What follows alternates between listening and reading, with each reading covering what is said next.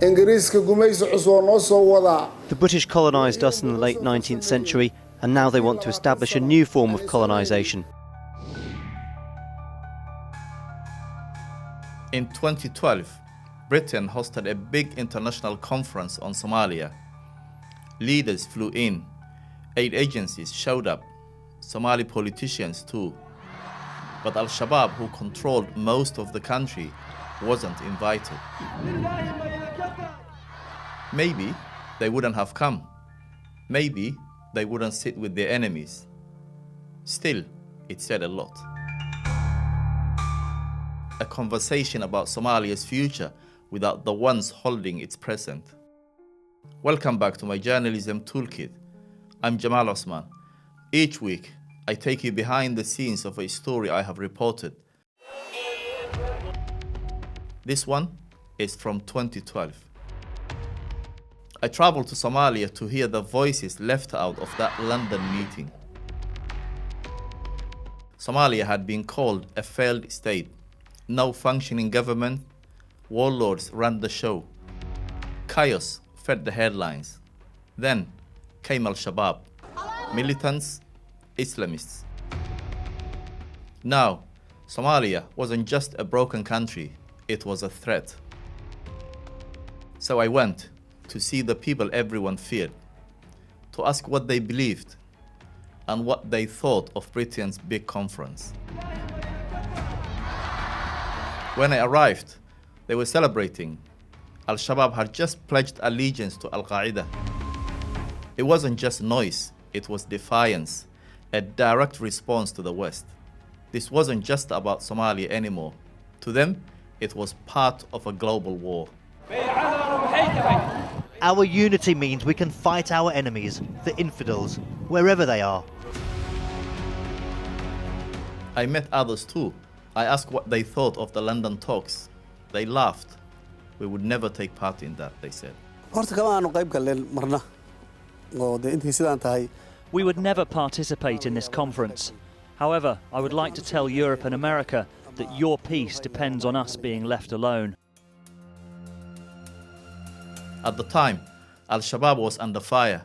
Kenyan and Ethiopian troops on the ground, other African Union forces pressing in, American drones in the skies. But now, with Al-Qaeda at their side, they had a bigger stage. I asked if the West was right to be afraid. Those who commit injustice have a lot to be afraid of. The non-Muslim West has done many injustices to the Muslim people. Their worries and concerns reflect the guilt of their actions. I wanted to hear from ordinary Somalis. So I asked, what do you think of this new alliance? It's good, very good. The infidels unite against us, so the Muslims should unite. I support it. We are very happy. We welcome it 100% as Muslims. It's a huge victory for Muslims and a huge victory for Somalis. If Somalis don't support it, they'll regret it.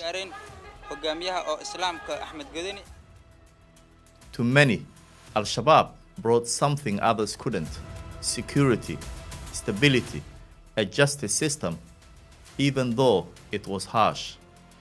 They filled the vacuum, and after years of war, they counted. Al-Shabaab didn't just fight with guns, they fought with words. Radio, internet, social media, and poetry. Somalia is a land of poets. A line can move a crowd. Rise up, he says. The infidels have united. That was a poem, not a speech, and it carried weight. Somalia runs on clan loyalty and respect for elders. People like Nur Haji hold real influence. He spoke clearly. We have been fighting each other for the last 20 years, and they have done nothing to help us. And now when we succeeded in implementing Sharia law into our country, they want to recolonize us. To understand Somalia, you need to understand its memory. Here, history walks beside you. It never leaves. Before I left, I tried something very simple. I showed locals 2 photos, David Cameron and William Hague, the man leading the Somalia talks in London. And I asked them if they recognize these 2 men. Turkish Prime Minister? George Bush? Mullah Omar, the Taliban leader. Yasser Arafat. Not one person recognized them, not a single one. And that told me everything. 2 worlds, no connection. Talking about each other, never to each other. I left Somalia with interviews, footage, and more questions than answers. Who gets to decide a country's future? And what does peace mean when the sides don't speak the same language? Not just literally, but morally, culturally, emotionally.